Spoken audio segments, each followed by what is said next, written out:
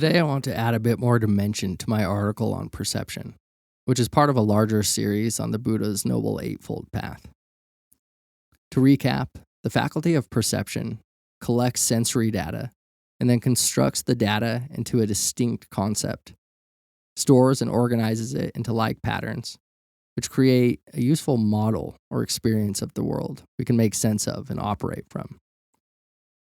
In other words, perception creates our moment-to-moment world of appearances.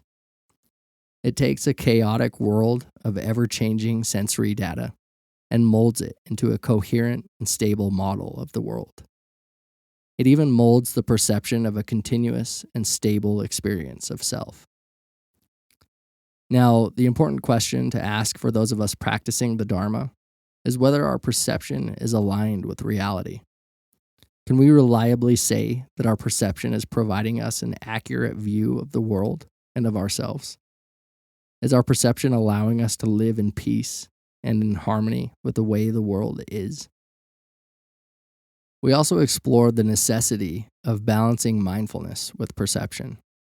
When the two are balanced, it's as if there's a frame around the picture, the object, that allows us to see the picture more clearly, that allows us to move beyond the mere surface recognition of the object. When we hear a dog bark, for example, we perceive the dog bark, the concept or idea, but we also see more deeply the direct quality of the experience itself. That is, we see its ever-changing, selfless, interconnected nature. We see, feel, and know that it is in fact no thing, a wave that is continuous with and at one with the ocean. When we perceive the world without mindfulness, which is the norm for most people most of the time, then we simply know and remember only the surface appearance of things. Our experience becomes more and more limited by the concepts we create. It becomes harder to stay open and fluid and free. It's the difference between an open young child able to learn and grow and expand, and a stubborn adult stuck in their ways, habits, and beliefs. Where are you stuck? The Buddha recognized that because our perceptions are conditioned and colored by mental habits, that they can be trained, sculpted, and even set free. How do we master our perceptions? Through mindfulness. The presence of mindfulness, says Venerable Analayo in his book, Direct Path to Realization, directly counteracts automatic and unconscious ways of reacting that are so typical of habits. By directing mindfulness to the early stages of the perceptual process, you can train your perception and thereby reshape habitual patterns. He then goes on to say that of central importance in this context is the receptive quality of mindfulness, which gives full attention to the cognized data. And then of equal significance here is the equanimous quality of mindfulness, that which avoids immediate reactions. Now, remember, this process doesn't require thinking about things. It doesn't require reflection. It asks us to see, to feel, to hear, to experience objects from the perspective of awareness itself, from the unformed and open space of knowing, rather than from the small sense of self, which appears to be at the center of experience, and who has judgments, biases, and reactions to the world. With our Vipassana practice, by cultivating mindfulness, we can train ourselves to perceive the general characteristics of all experience. That is, we can train ourselves to perceive its impermanent, selfless, seamless, interconnected nature. We can train ourselves to experience through the lens of love, which naturally leads to a compassionate and peaceful way of being. So what are some skillful ways of perceiving that lead to happiness, that lead to the alleviation of suffering? To help train our perception, it may be useful to bring into awareness what Buddhists call the four great hallucinations of perception, since we likely fall into these traps at times and become agitated and diseased. The first is the hallucination of permanence. How often do you take that which is impermanent to be permanent? Is your reaction to this question one of denial? Remember, knowing the truth of impermanence intellectually isn't the same as living according to this understanding. The second is the hallucination of beauty. How often do you mistake beauty for lust, for wanting, for desire? Do you find yourself sexualizing bodies, placing beauty in the perception of a body, rather than in the divine light, the divine nature that sits at the foundation of the being across from you? Don't get me wrong, the human body is beautiful. Just don't lose your love glasses. For some of you, particularly when you're caught up in lust, you may find it useful to consider the body in a fuller context. Not just the body that's nicely presented in this skin package. Imagine taking the skin away. What does the body really consist of? When you see a body, are you seeing all its parts, all its organs, its guts, its veins, its blood, its bones and ligaments? The third is the hallucination of happiness. Take a look at the world's literature. Look at our pop culture, at our movies and shows, at our social media networks, at our advertisements. And it's pretty clear that most of us mistake suffering for happiness.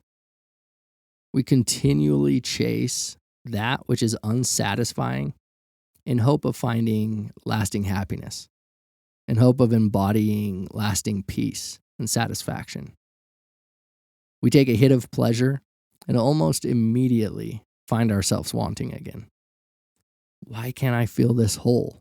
We ask ourselves before moving on to the next hit. Remember, wanting itself is not happiness. It is, in fact, what brings dis-ease and agitation. The fourth is the hallucination of self. This is a deeply conditioned perception, taking what is not self to be self. How often do we find ourselves identifying with our bodies, or with our personalities, with our thoughts, stories, or beliefs, with our race or gender, with our feelings or emotions? Or another common identification, even among those who may have many years of meditation under their belt, is the identification with knowing itself, with awareness itself. Be careful putting a wall around that which is unbounded and unformed, unborn and undying, that which is entirely free. I can't emphasize enough how critical a role perception plays in the concept of self. When we forget to balance mindfulness with perception, it's too easy to get caught in ourself, to collapse into ourself, to tie ourselves up. Our lives then become the mere stage for acting out this fictional idea. There's distance between us and the rest of the world. Remember, the concept of self is no more than a designation of a certain pattern of energy. It's a specific collection of arising appearances. It's like the concept storm. When we examine a storm closely, we can see that there is no thing called storm. There's just a collection of wind, rain, lightning, each of which is a collection of other things like carbon, hydrogen, oxygen. which are a collection of protons, neutrons, and electrons, which are collections of subatomic particles, and on and on. The infinitely divisible relational world of mind objects, the infinite world of contrast and compare. A rainbow is another example. There's no rainbow. There's only a specific pattern of light, water, angles, visual organs, and consciousness. Kalu Rinpoche said, "We live in the illusion and appearance of things, the world of perception. There is a reality. You are that reality. When we understand this, we see that we are nothing. Being nothing, we are everything. That is all." Our perceptions do not represent ultimate truth. Again, they're colored and conditioned by various influences, being born a human with our sensory apparatus and genetic makeup, cultural conditioning, language, social networks, our environments, experiences, and circumstances, etc. Practice mindfulness and learn to let go of the world of appearances. Instead, embody the formless, unbounded space of existence. Embody lasting peace and freedom. A Tibetan master said, "The experience of emptiness, selflessness, freedom is not found outside the world of ordinary appearances, as many people mistakenly assume. In truth, we experience emptiness when the mind is free from grasping at appearances. Freedom isn't a far-off state. We can cut through the hallucination of perception in an instant.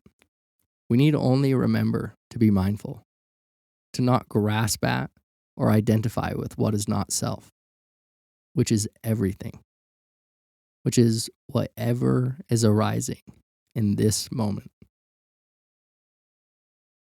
Your mind is already unmoving and at peace." Until next time.